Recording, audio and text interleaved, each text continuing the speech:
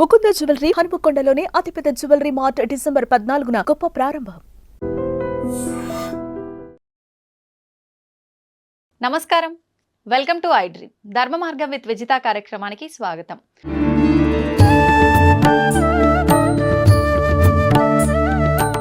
అయితే ఈ మధ్య కాలంలో మనందరం కూడా సనాతన ధర్మం అనే ఒక మాటని ఎక్కువగా వింటున్నాం. అసలు సనాతన ధర్మం అంటే ఏంటి, సనాతన ధర్మంలో ఏం చెప్పబడి ఉంది, అది మనకి ఏ రకంగా ఉపయోగపడుతుంది, ఎవరికి తోచిన విధంగా వాళ్ళు చెబుతున్నారు, అసలు మేము ఏది పాటించాలి, ఏది వినటం వల్ల మాకు మంచి జరుగుతుంది, ఇలాంటి సందేహాలు ప్రతి ఒక్కరిలో ఉన్నాయి.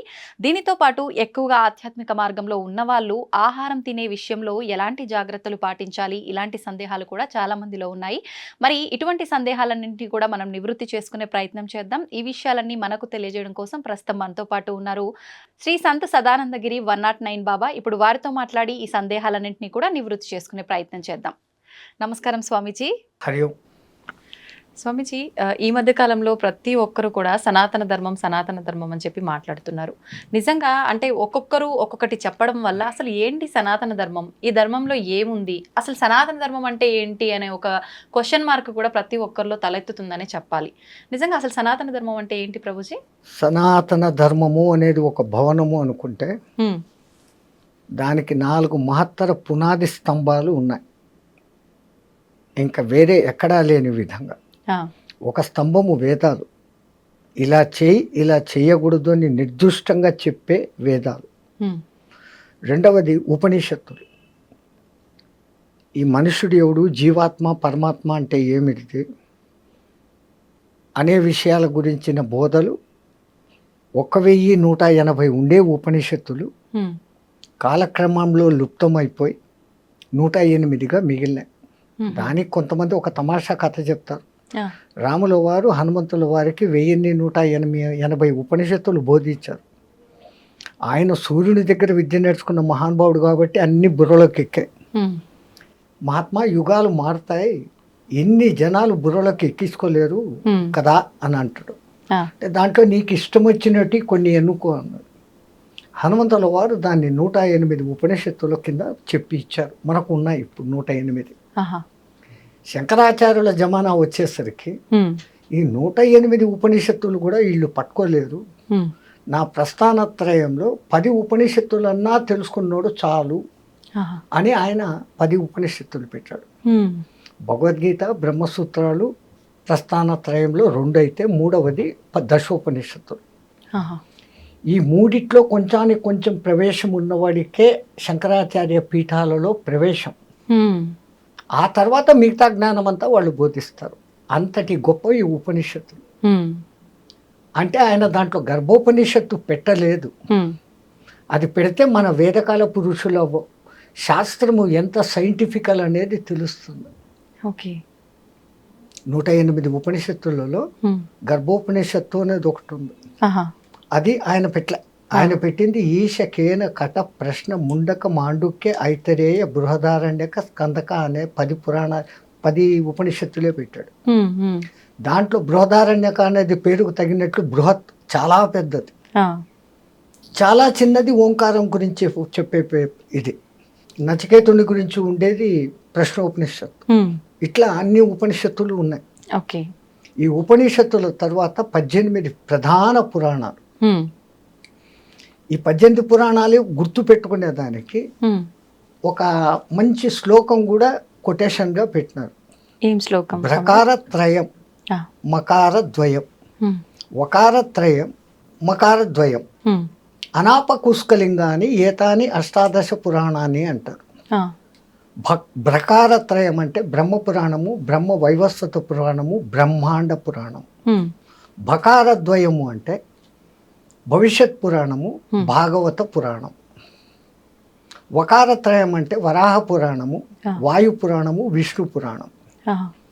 మకారద్వయము అంటే మత్స్య పురాణము, మార్కండేయ పురాణం. ఆ తర్వాత అనాపకుష్కలింగ అని అన్నాడు. ఆ అంటే అగ్ని పురాణం, నా అంటే నారద పురాణం, పా అంటే పద్మ పురాణం, అనాప. కూస్క, కు అంటే కూర్మ పురాణం, స్క అంటే స్కంద పురాణం. ఆ తర్వాత శిలింగ అని అంటాడు. శివపురాణం, లింగ పురాణం, చిట్ట చివరిది గరుడ పురాణం. ఆయన అది చివర్లో పెట్టేసరికి అది ఎక్కడో చదవకూడదు, సచినోళ్ళ దగ్గరనే చదవాలా. ఎవడైనా పురాణాలు చదవదలుచుకుంటే ముందు చదవాల్సింది గరుడ పురాణం. కానీ అందులో అంటే ఏ తప్పుకు ఏ శిక్ష అనేది క్లియర్ గా ఉంటుంది, అది తెలుసుకున్న కాంచి ప్రజల్లో సాక్షాత్ విష్ణుమూర్తి గరుడునికి చెప్పడంతో అది గరుడ పురాణం అని పేరు పొందింది. జనాలకు భయం జాస్తి కదా అవును నరకాల గురించి, ఆ చింతనతో అది వద్దు, చచ్చిపోయిన వాళ్ళ దగ్గర చదవాలా. అంతే, చేసే తప్పులు ఉన్నాయి కదా, కానీ భయం. ముందు అది చదివితే మానవుడు తప్పు లేకుండా ప్రవర్తిస్తాడుగా అవును నరక భయానికన్నా. అవును ప్రభు, అవును స్వామీజీ. అసలు దాని పేరే పురా నవం. ఎంత పాతదైతే ఎప్పటికప్పుడు నవంగా ఉంటుంది, కొత్తగా ఉంటుంది. దాని తర్వాత 4వ స్తంభము ఇతిహాస, ఇలా జరిగింది ఒకప్పుడు అని చెప్పబడినటువంటి భారత రామాయణాలు. ఇవి ఏవి చదవలేని వాడు కనీసం ఈ 2 చదివితే ఈ రెండిట్లో మొత్తం సారం ఉంది. అన్ని పురాణాల్లో ఉండేది. దాని పేరే మహాభారతం. అవును, భారతమం. ఆయన రాసినప్పుడు దాని పేరు జయ అని పుస్తకం రాసి దేవతల దగ్గరికి తీసుకెళ్ళాడు. ఓకే, నేను అన్నీ చేశాను, రాశాను, మీరంతా చూశారు, దీని కథ ఏమో చూడండి అంటే, ఇది వేదాల కన్నా గొప్పనా, ఉపనిషత్తుల కన్నా గొప్పనా అని అంటే, చూడండి అన్న. అప్పుడు ఒక తరాసు తెచ్చి తక్కడ దాంట్లో ఇది పెట్టి, ఈ దిక్కు వేదాలు ఉపనిషత్తులు అన్నీ పెడతా ఉన్నారు, అది మటుకు ఇదిగుంది. అప్పుడు ఇంద్రుడు ఆహా భారతమం అన్నాడు. భారత అనే పేరు దానికి వచ్చింది. భరతుడు పాలించినాడు, అందువల్ల ఇది భారతదేశం కాదు. ఆ ఇంగ్లీషోడు మన నెత్తిని రుద్ది పెట్టాడు. ఏ భరతుడు అనుకోవాలా? రాముని పాదుకలను పెట్టుకుని 14 ఏళ్ళు పరిపాలించిన భరతుడు ఒకడు ఉన్నాడు. తర్వాత ఋషభుని తమ్ముడు భరతుడు ఒకడు ఉన్నాడు. శకుంతల కొడుకు భరతుడు ఒకడు ఉన్నాడు. ఇంకా మన చంద్రవంశ సూర్యవంశ రాజ్యాలలో 2, 3, 4, 5 మంది భరతులు వస్తారు. అందుకు కాదు ఈ భారతదేశం వచ్చింది. భా అంటే భాస్వత, వెలుగు. వెలుగు అంటే జ్ఞానం. ఆ జ్ఞానము యందు సదా రతీయులై ఎవరు ఉంటారో వాళ్ళు భారతీయులు. ఆ భారతీయులు నివసించే దేశం భారతదేశం. ఇంత గొప్పతనం ఉన్న దేశం మనది. అందుకే ఇక్కడ సనాతన ధనం వెళ్ళి వీలేయడము, ఆ పరమాత్ముడు ఇక్కడే ఎక్కువ సార్లు జన్మ తీసుకోవడము జరుగుతుంది. రెండవది, భారతదేశ చిత్రపటం కొత్తది. ఇప్పుడు చూస్తే అది ఒక శివలింగం గుర్తులోకి ఇమిడిపోతుంది. దక్షిణ భారతదేశము, అండమాన్ నికోబార్లు, ఈ పక్క లక్షద్వీపు, పారాదీపులు ఉన్నాయి. ఇవన్నీ శివలింగం యొక్క పీఠం. గుజరాత్ నుంచి కలకత్తా, ఆ పక్క నాగాలాండ్ వరకు ఉండేది పానపట్టం. పైన ఉండేది శివలింగం. కాశ్మీరు శివలింగం. గంగా నది అక్కడ శివమాలయాలలో పుట్టి మనం అభిషేకం చేస్తే నీళ్లు లింగానికి చేస్తాం. పానపట్టంలో పడి అది గంగా సాగర్ దగ్గర కలకత్తాలో ఆ గంగ నీళ్లు సాగరంలో కలుస్తాను. అది పేపర్ ఉంటే మీకు డ్రాయింగ్ గీసి చూపిస్తే క్లియర్గా తెలుస్తుంది. ఇది ఇమాజిన్ చేస్తే కూడా యూ కెన్ ఇమాజిన్. సో మిగతా ప్రపంచంలోని ఏ దేశము ఆ లింగంలోకి సెటప్ కాదు. ఒక్క భారతదేశానికే ఆ గొప్పతనం ఉంది. మరి ఇంత గొప్పదైన భారతదేశం భారతదేశం అని పిలువబడేదానికి ఇంకొక అర్థం కూడా ఉంది. ఏంటి స్వామిజీ? సంగీతమపి సాహిత్యం సరస్వతీ కుచద్వయం ఏకమాపాత మధురం అన్యదాలోచనామృతం అంటారు. అంటే మనం పాలు తాగే బిడ్డలమైతే మనకు పాలు ఇచ్చే తల్లి సరస్వతి. ఆ తల్లి ఒక స్తనపు పాలు సాహిత్యం అంట, సత్హితం. ఆ సాహిత్యం చదువుతున్నంతసేపు ఆనందం, చదివి పక్కన పెట్టేసి దాని గురించి ఆలోచన చేసిన ఆనందం. సుఖము సంతోషం కాదు, ఆనందం. సుఖము సంతోషం మనకు వస్తాండాయి పోతాండాయి, కానీ మనం ఆనందం అనుభవించడం లేదు. సంతోషం అంటేనే ఆనందం అని భావిస్తున్నాను స్వామీజీ. సంతోషానికి ఆపోజిట్ వర్డ్ దుఃఖం పక్కనే ఉందా? సుఖ దుఃఖాలు అంటున్నారు. అట్లాగానే రెండవది ఏమని చెప్పినారు మీరు? ఆనందం, సుఖ. సంతోషానికి విరుగుడు విచారం ఉందా? ఏసీ పెట్టుకున్నాడు సంతోషం, కరెంటు పోయింది వెంటనే ఓ పోయిందే అని విచారం వచ్చిన. ఆనందానికి నెగిటివ్ వర్డ్ చెప్పండి, లేదు. ఆనందో బ్రహ్మ, ఆ నిరాకార పరబ్రహ్మ ఆనంద స్వరూపుడు. వాడి నుంచి వచ్చాం మనం. వచ్చి మనం ఆనందులం అన్న సంగతి మర్చిపోయి సుఖాలు సంతోషాల వెంటనే జీవితాన్ని గడుపుకుంటున్నాం. మరి నిజమైన ఆనందం కలగాలంటే ఎలా ఉండాలి మానవులు? అప్పుడప్పుడు మనకు కలుగుతుంది. హ్మ్. ఒక చిన్న పాప, ఒక 8, 9 నెలల పాప, హ్మ్. పండ్లు కూడా వచ్చి ఉండవు. హా. అది నిద్రలో కిసిక్క నవ్వుతుంది. హ్మ్. ఆ నవ్వును చూసినప్పుడు మీకు సంతోషమా, సుఖమా? ఆనందం. అది అనిర్వచనీయమైన అవును, భావన. అవును. అది హ్మ్. ఆనందం. ఇప్పుడు ఎక్కడో మీరు మైసూరుకు పోయి బృందావన్ గార్డెన్స్లో ఆ మ్యూజికల్ ఫౌంటైన్ దగ్గర పోయినారు రాత్రి 7 గంటలకు. అవును. ఆ లైటుకు సంగీతానికి తగినట్లుగా ఆ ఫౌంటైన్లో ఆడుతూ ఉంటే అప్పుడు మీకు సంతోషమా, సుఖమా? సంతోషంగా అనిపిస్తుంది. ఆనందం. అంటే మళ్ళీ ఇంకొక అద్భుతం ఏదైనా చూసే వరకే ఉంటుంది కదా స్వామీజీ, ఆ సంతోషము మీరు అదంతా ఇప్పుడు కూడా. ఒక్కసారి నిజంగా మైసూరు పోయి చూసి వచ్చి హ్మ్. ఇప్పుడు ఇక్కడ కళ్ళు మూసుకుంటే మీ కళ్ళ ముందు ఆ దృశ్యం మళ్ళీ కనపడుతుందా లేదా? కనిపిస్తుంది.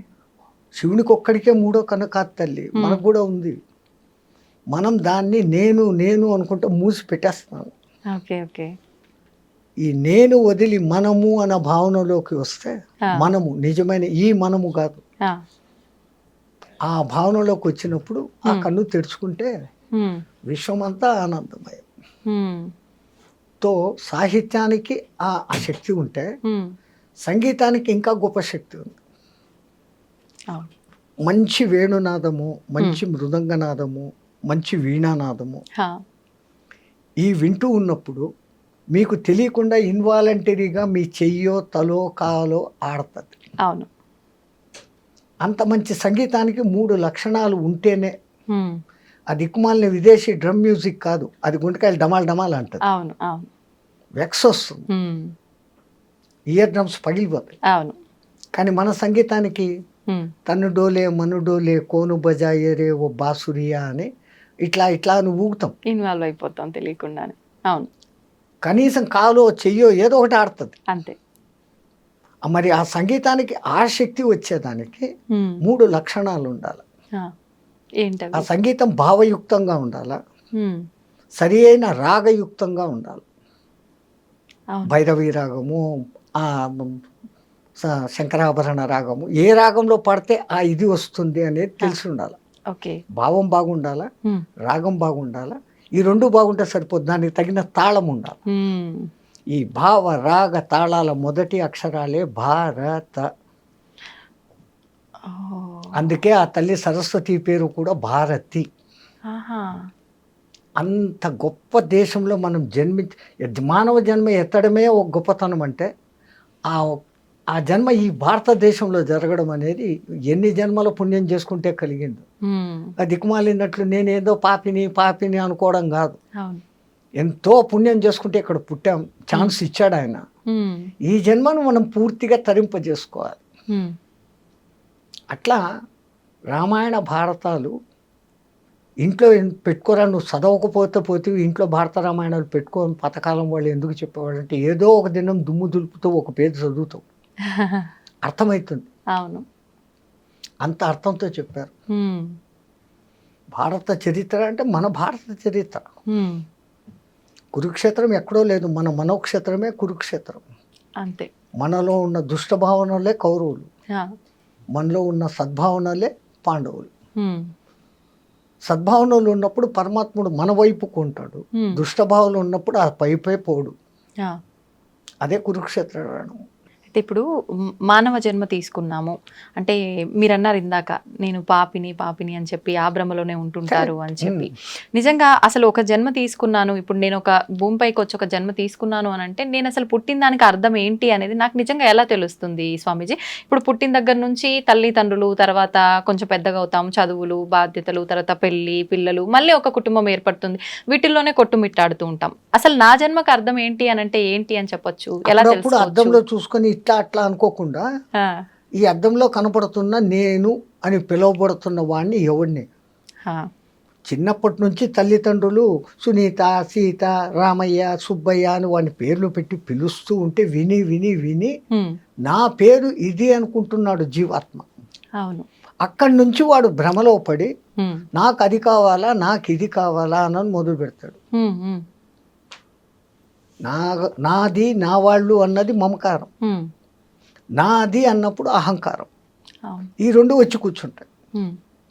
ఈ రెండింటిని తోలేసి నిన్ను నువ్వు గుర్తించుకొని ఎందుకు ఈ జన్మలోకి వచ్చాను, దీన్ని మళ్ళీ పునర్జన్మ అనేది లేకుండా ఈ జన్మనే కడసారి జన్మం చేసుకునే ప్రయత్నం చేయాలి అనే దానికి అవకాశం ఇచ్చేదానికే పరమాత్ముడు మనకు ఇంతకుముందు జన్మల్లో చేసిన పాప ఫలితాల పుణ్య ఫలితాలకు కొన్ని యమలోకంలో శిక్షలు, స్వర్గంలోకంలో ఆనందాలు ఇచ్చి మిగతా బ్యాలెన్స్ ఇక్కడ నువ్వు అనుభవించు. అట్ ది సేమ్ టైం ఇవి కాదు, నేను ఈ జన్మలు ఎన్ని ఎత్తుతాను ఎన్ని పోతా ఉన్నాను, కావలసింది నాకు ఆ మోక్షము అనే ముక్తి అనే విషయానికి పోవాలా అని మన పెద్దవాళ్ళు చెప్తారు. మరి పూర్వజన్మలు మనకు గుర్తులేవు, రాబోయే జన్మలు గుర్తులేవు. అవును. అసలు అవి ఉన్నాయా లేవా అని చాలామంది విపరీతంగా అంటారు. కొంపదీసి పరమాత్ముడు మనకు పూర్వజన్మ జ్ఞానము భవిష్యత్ జన్మ జ్ఞానము ఇచ్చాడు అంటే ఈ జన్మ కర్తవ్యాలు మనం ఏమన్నా చేయగలమా? అసలు అదే ఆలోచిస్తూ ఉండిపోతాం. 24 గంటలు ఆ ఆలోచనే. అవును. 12 గంటలు గత జన్మ గురించి, 12 గంటలు రాబోయే జన్మ గురించి. అంతే. మళ్ళీ ఈ వర్తమానాన్ని నువ్వు ఏం చేసుకున్నావు? నీ చేతులారా నువ్వు పాడు చేసుకున్నావు. అందుకని పరమాత్ముడు మనకు ఆ మాయ కల్పించి ఉన్నాయి అన్న సూచన ఇస్తాడు. అది వేదంలో రాయబడి ఉంది. క్షీణే కర్మ పునర్జన్మతి. పుణ్యాలు నశించినా స్వర్గం నుంచి కూడా తరిమేస్తాడు. స్వర్గ సుఖాలు ఏముంది? ఒకటే 24 ఏండ్ల వయసు, ఎక్కడ చూసినా పూలు చెట్లు ఆనందం, ఆకలి లేదు. ఎన్నాళ్ళది బోర్ జన్మ. ఆఖడికి వాడికే పిచ్చి పెట్టి నేనే పోతాను రా అంటాడు. అట్లాగనే నరకంలో హింసలు. కానీ అసలైన హింస ఆ కర్మలన్నింటినీ మళ్ళీ ఇక్కడ నువ్వు అనుభవించేదానికి పంపిస్తాడు. మనం ఏ ఇత్తనం నాటితే ఆ పండే వస్తుంది కదా తల్లి. అవును స్వామిజీ. అట్లాగనే మనం ఏం చేస్తామో అదే రిటర్న్ వస్తుంది. ఆ రిటర్న్ రావడం ఎక్కువ రావచ్చు, తక్కువ రావచ్చు, తొందరగా రావచ్చు, లేటుగా రావచ్చు. ఒక చిన్న ఉదాహరణ కథ. ఒక ఊర్లో 2 మిత్రులు చాలా క్లోజ్. ఒక ఆయన ఏమో బెల్లం వ్యాపారం చేస్తాడు, ఒక ఆయన ఏమో జొన్నల వ్యాపారం చేస్తాడు. ఈ బెల్లం వ్యాపారి కనింగ్ ఫెలో. తన సొంత అత్తమామలు వచ్చినా అమ్మ నాన్నలు వచ్చినా కానీ తూకంలో మోసం చేసి అమ్మేది వానికి జన్మ తక్ వాటిలో పేరుకుపోయింది. జొన్నల వ్యాపారి నికార్సు, ఏదో తనకు వచ్చే లాభాన్ని చూసుకుంటాడు. బెల్లం వ్యాపారికి లాభం వస్తుంది, వాడు లాభంతో తృప్తి పడకుండా అధిక లాభానికి తూకంలో మోసం చేసేవాడు. దురాశ అక్కడ ఉంది. తూకంలో మోసం చేసేవాడు. ఒకసారి ఈ జొన్నల వ్యాపారికి బెల్లం అవసరమైంది. ఈయన దగ్గరికి వచ్చాడు. 1 కేజీ బెల్లం మీరా ఎంత అన్న, ఇంత అన్న, డబ్బులు ఇచ్చాడు. వీడు స్నేహితుడు అని కూడా చూడకుండా ఆ తూకం రాయి కింద ఇంకెందో పెట్టి 900 గ్రాముల ముద్ద ఇదో రాయని ఇచ్చాడు. ఆడ తీసుకెళ్ళిపోయాడు. ఆయన పోయిన కొంచెం సేపటికి ఈ బెల్లం వ్యాపారి భార్య, కోళ్లకు జొన్నలు అయిపోయినాయి, నువ్వు వెళ్ళి తీసుకురాపో మీ వాడి దగ్గర. ఈయన కొడుకును షాప్లో కూర్చోపెట్టి సంచి తీసుకుని ఆడికిపోయినాడు. ఒరే 1 కేజీ జొన్నలు లేరా, ఎంత, ఇంత ఇచ్చాడు. ఈయన లోపలికి పోయి సంచిలో జొన్నలు తెచ్చి ఇచ్చాడు. వీడికి కనింగ్ ఫెలో కదా, ఆ చేతిలో పట్టుకోగానే ఇదేమో కేజీ ఉన్నట్లు లేదే అనే డౌట్ వచ్చింది. ఒక దిక్కు స్నేహితుడు మంచోడు, వాడు మోసం చేయనోడు అని తెలుసు, నేను మోసగానన్న సంగతి వీనికి తెలుసు. అయినా డౌట్ వచ్చింది. వాడి బుద్ధ లాంటిది కాబట్టి. దారిలో పోతా ఒక ఎలక్ట్రానిక్ తూనిక మిషన్ ఉంటే అక్కడ పోయి చూశాడు. 900 గ్రాములు ఉంది. అన్న అని మళ్ళీ ఇంకో 2-3 తీసుకొని వాడి దగ్గరికి పోయినాడు. నువ్వెంతో నిజాయితీ పరుడు అని అందరూ చెప్తారు, స్నేహితుడిని, ప్రాణ స్నేహితుడిని నన్నే మోసం చేస్తావా, ఏమైందిరా?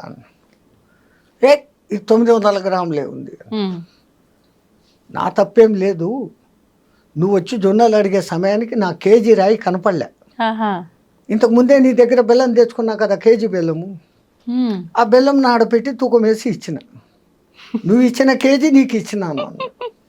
ఇప్పుడు వీడు తేలు పుట్టినా అంతే, తో జో గియా ఓ భరేగా. కరెక్ట్ గా ఎలా బుద్ధి చెప్పాలో అలా బుద్ధి చెప్పాడు. బుద్ధి చెప్పాల్సిన పనిలే, వీడు చెప్పలే, వీడికి నేను మోసపోయాను, బెల్లంలో నాకు తక్కువ ఉందన్న సంగతి తెలుసు. వాడు నిజాయితీ పరుడు. అవును అడిగి తెల్లే, ఆడిచ్చిన బెల్లం వానికి ఇచ్చాడు తూకం. తో జో బోయగా ఒయి పల్పాయగా. అంతే, ఎవడు ఏం చేస్తాడో వానికి అదే వస్తుంది. ఇది చెడ్డ చేస్తే ఇట్లా ఓకే. అట్లాగానే మంచి చేస్తే. ఒక డాక్టర్ ఫ్యామిలీ ఎవరో పెళ్లికి ఎక్కడికో పోయారు కారులో, పెళ్ళి అయిపోయింది, రిటర్న్ వస్తాను. రాత్రి 7:30, 8 అప్పుడు వాళ్ళ కారు నడి రోడ్లో జంగల్ మధ్యలో చెడిపోయింది. ఓకే. ఆగిపోయింది. వచ్చే కార్లను పోయే కార్లను ఆపుతూ ఉండరు, ఒకడు ఆగడం. 9 అయింది, 10 అయింది, వీళ్ళకు భయం, ఈ అడవిలో నుంచి ఏ జంతువులు వచ్చి చంపుతాయో, ఏం చేయాలా అంటున్నప్పుడు ఒక సైకిల్ మోటార్ వచ్చి వెళ్ళిపోకుండా వాడంతా వీళ్ళు ఆపకుండానే ఆపారు. ఏంటమ్మా ఇంత రాత్రి ఇక్కడ ఆగారంటే మా కారు చెడిపోయింది. మీ అదృష్టం, నేను మెకానిక్ను, బాయ్నెట్ ఎత్తండి అన్నాడు. బ్యాగ్లో ఉన్న తన టూల్ బ్యాగ్స్ తీసుకున్నాడు. ఒక అరగంట పోరాడి దాన్ని రిపేర్ చేసి రెడీ చేశాడు. వీళ్ళు నాయనా మా ప్రాణాలు కాపాడావు, నీకెంత రిపేర్ ఛార్జ్ అందో చెప్పు, దానికి 2 ఇస్తామని. నేను మెకానిక్నే, మెకానిజం చేశా, నా షాపుకి వచ్చి చేస్తే నేను ఛార్జ్ తీసుకుంటా. ఆపదలో ఉన్నవాడిని దగ్గర నేను పైసా తీసుకోను, ఇది మానవుడికి మానవుడిగా చేసిన సాయం, దీంట్లో నేను డబ్బులు తీసుకోను అన్నాడు. అటు బండి వేసుకొని వెళ్ళిపోయాడు, వీళ్ళు వెళ్ళిపోయారు. ఓ 4 years ఈ డాక్టర్లు ఇంకా ఇంకా ఫేమస్ అయిపోయినారు.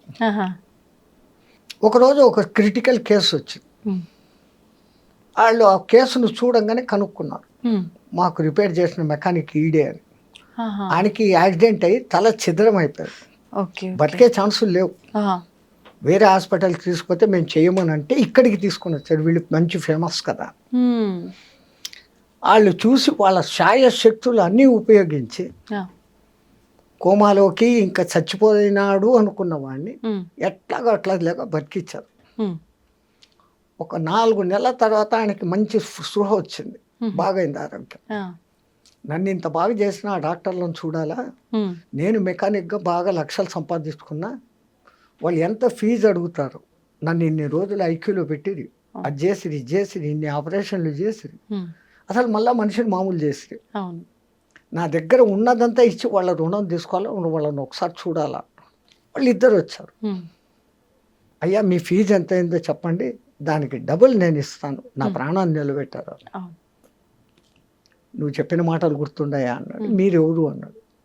4 ఏళ్ల కింద ఆ కారులో అడవిలో మేము ఉంటే మమ్మల్ని కాపాడావు, ఇప్పుడు మేము డాక్టర్లమే, కానీ ఆపద సమయంలో ఉన్న నిన్ను మమ్మల్ని నువ్వు కాపాడావు, ఇప్పుడు నేను మిమ్మల్ని కాపాడా, మీ దగ్గర నేను 1 పైసా తీసుకోను అన్నాడు.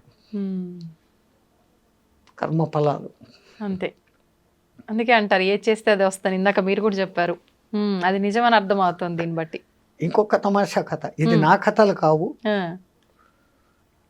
వృత్తిలో పోలీస్ డిపార్ట్మెంట్లో ఉన్న ఒక మనిషి ఈ పిరమిడ్ సొసైటీలో ధ్యానంలోకి దిగినాక చెప్పిన మనిషి.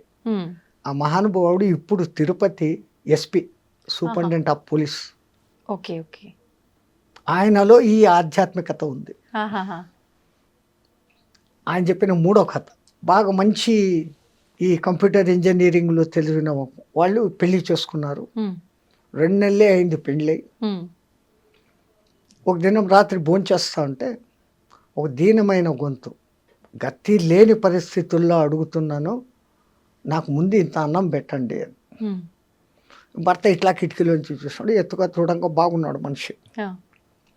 ఈమె వెంటనే ప్లేట్లో నుంచి అన్నీ వడ్డిస్తాను. దేనికి అన్నాడు. ఆయన అంత ఇదిగా అడిగాడు కదా, ఆ గొంతు ఎంత దీనంగా ఉంది, పోయేస్తాను. గొంతు దీనంగా ఉంది, మనిషి ఎట్లుంటాడో చూసావా, దున్నపోతలాగా ఉన్నాడు, పని చేసుకొని పోతకుండా ఆయనకి తిండి పెడతావా, పెట్టమాక.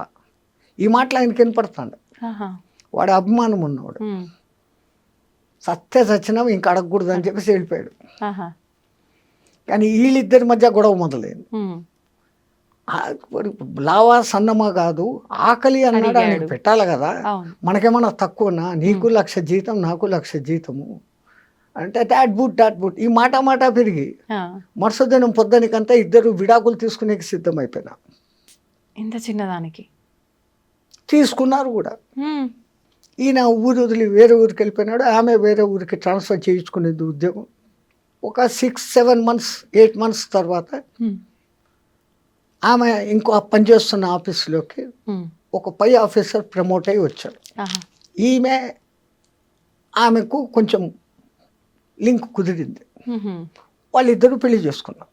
ఓకే. ఆ కొత్త వచ్చిన ఆఫీసరు ఈ ఈమె. అమ్మాయి పెళ్లి చేసుకున్నారు. ఆ పెళ్ళైన 2 నెలలకి ఇళ్ళు భోంచేస్తా అంటే మళ్ళీ ఒక దీనమైన గొంతు వినపడింది. అమ్మా భౌతి భిక్షాం దేహి అని.